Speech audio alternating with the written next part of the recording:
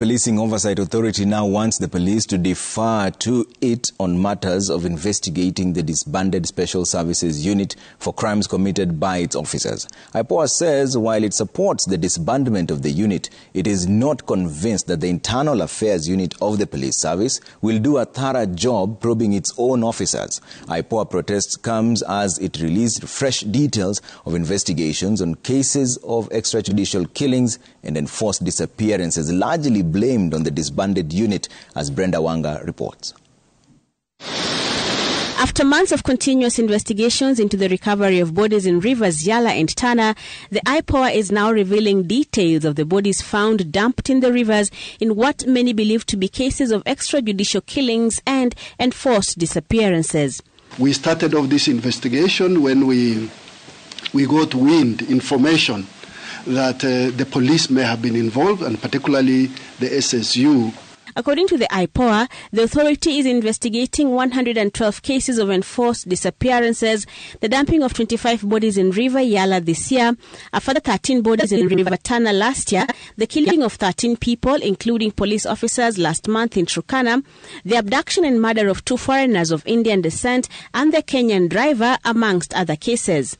Investigations into the River Yala and Tana bodies have revealed how some of the victims of the extrajudicial killings met their death. Investigations into the incidents in which 25 dead bodies were recovered from River Yala. Of the 25 bodies retrieved from Yala in January this year, 12 of them had head injuries listed as the cause of death.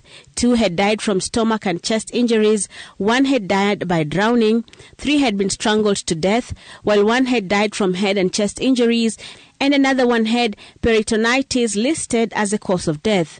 The cause of death for 5 victims remained undetermined. 13 bodies found in River Tana were decomposing and had torture wounds, and 11 had stones tied to them. Preliminary investigations point out that the nature of injuries sustained or cause of death point to same or similar perpetrators. DNA profiling is also ongoing.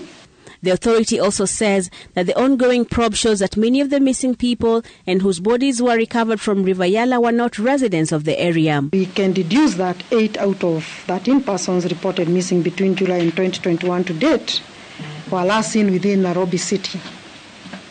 And 2 of them were positively identified by their families at Yala County Mortuary.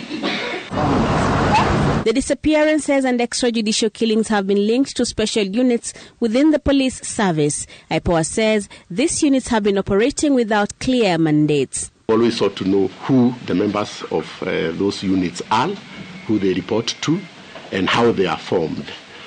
So those are questions we have been grappling with. And when the disbandment happened, we were not shocked. But the manner in which it was done, we felt it was a little bit out of procedure. IPOA now says it is not only turning the heat on the special police units, but also on individual police officers who the authority says will be held personally responsible for carrying out what it terms as illegal and unlawful orders. And then Section 51 of the NPS Act also requires and obligates an officer of whatever rank not to obey an unlawful order. And in fact, that particular person is cushioned from any disciplinary or criminal proceedings where they refuse to act on unlawful order.